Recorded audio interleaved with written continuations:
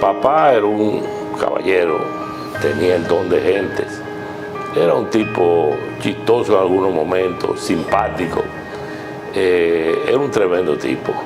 Tengo buenos recuerdos porque, aun cuando yo viví una crianza realmente muy fuerte de parte de él y de mamá, pero con el tiempo y luego de que nacieron mis hijas, yo llegué a entenderlo y a entender un montón de cosas, las cuales yo no las había comprendido. Vivíamos en una casa que ya al final era en la Avenida Francia, que al final ya se nos quedaba pequeña para tener 5 muchachos corriendo en un pasillo, 4 corriendo en un pasillo, porque siempre había uno que estaba como más chiquito. Pero yo no sé cómo realmente lo hacían, que nos entreteníamos de alguna manera y hasta nos sentíamos a veces que tiguereábamos cuando salíamos a la marquesina. Teníamos un garaje al lado de la casa y ahí él puso un área donde él trabajaba. Él tenía un escritorito y su montaña de libros siempre, por todas partes. Ahí fue que él empezó a escribir las primeras publicaciones. El ejemplo principal para mí como profesional fue ver a mi padre siempre leyendo, siempre estudiando todos los días. Ese ejemplo me ha servido para mí tener dedicación y hacer lo mismo, aunque en el área de la medicina. Mirando la constelación del mundo del derecho presente y pasado, pues posiblemente no haya otro abogado que haya impactado el mundo legal tanto como él. La denominación que le han dado sus demás colegas del abogado de los abogados, creo que lo dice todo y es la mejor manera de poder describirlo a él.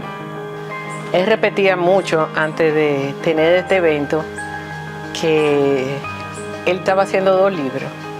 Uno que era básicamente sobre su vida, sobre todo la parte profesional, y el otro que estaba escribiendo sobre derecho constitucional. Y decía que Dios me dé vida, que Dios me dé vida, que Dios me dé vida para yo poder concluir eso, cosa que no sucedió así.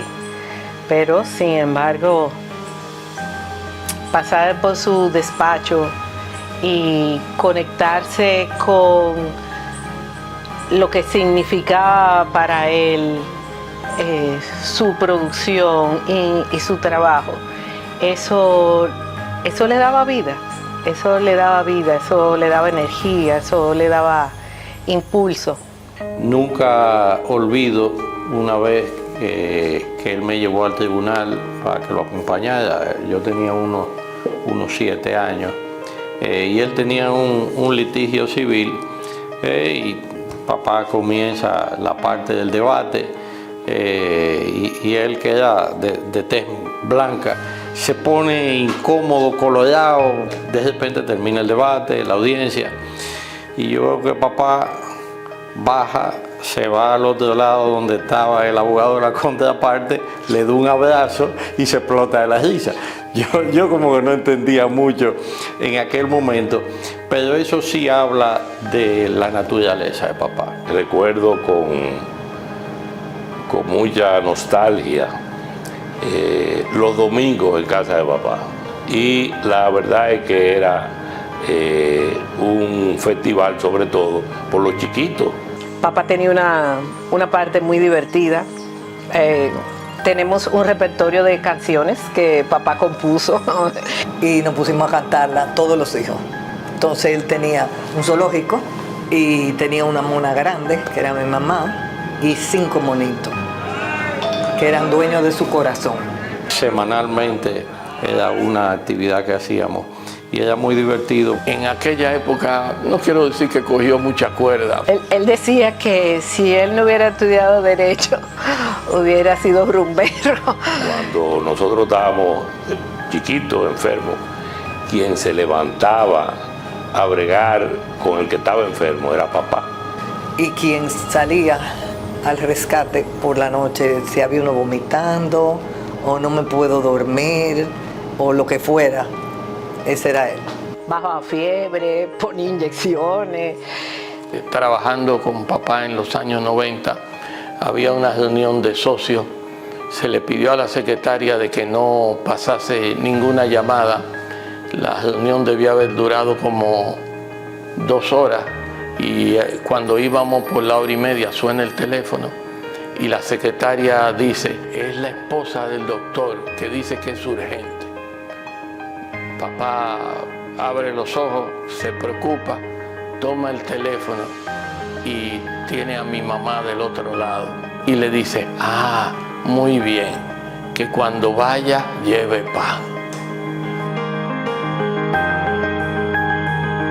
Estaba muy interesado, involucrado con el tema de la Constitución y el derecho constitucional. Pero lo que da el pistoletazo de salida a esa dedicación, a esa veneración que se generó en él con la temática del derecho constitucional, fue el inicio del caso contra el presidente Jorge Blanco. Estaba muy recogido con nosotros, no quería, sobre todo yo que era la hembra mayor, no dejándonos salir, mucha sobreprotección. Porque a veces cuando nos escuchaba como riéndonos de alguien o en tono medio de burla, decían: acuérdense siempre que su papá vivió descalzo en el campo. Esa pasión que él tenía, evidentemente por el derecho constitucional, pero más allá del derecho constitucional era ese respeto a la dignidad de la persona, al ciudadano de a pie, como él repetía innumerables veces. Creo que si no hubiese tenido un padre como él, no tuviese esa actitud. Como maestro, para mí yo creo que de los mejores, porque así lo decían sus alumnos. Dedicado hasta el final a lo que se dedicaba, papá era realmente un abogado totalmente diferente. Pero en situaciones de complicación, en situaciones difíciles, yo le puedo decir, y lo viví, que papá era un hombre guapo. Lo que siento es el compromiso de él con hacer las cosas bien.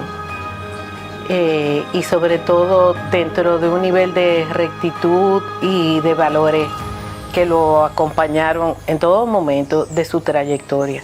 Yo creo que va mucho más allá de su pasión por el derecho, su cuidado por la doctrina y lo detallista e investigador que era. Pero el mejor regalo que cierra con todo eso fue poder entregarlo, poder acompañarlo hasta el final, poder haber estado todos nosotros junto con él en la habitación ya en el último día, y pudimos acompañarlo hasta su último aliento. Ese para mí es el mejor regalo.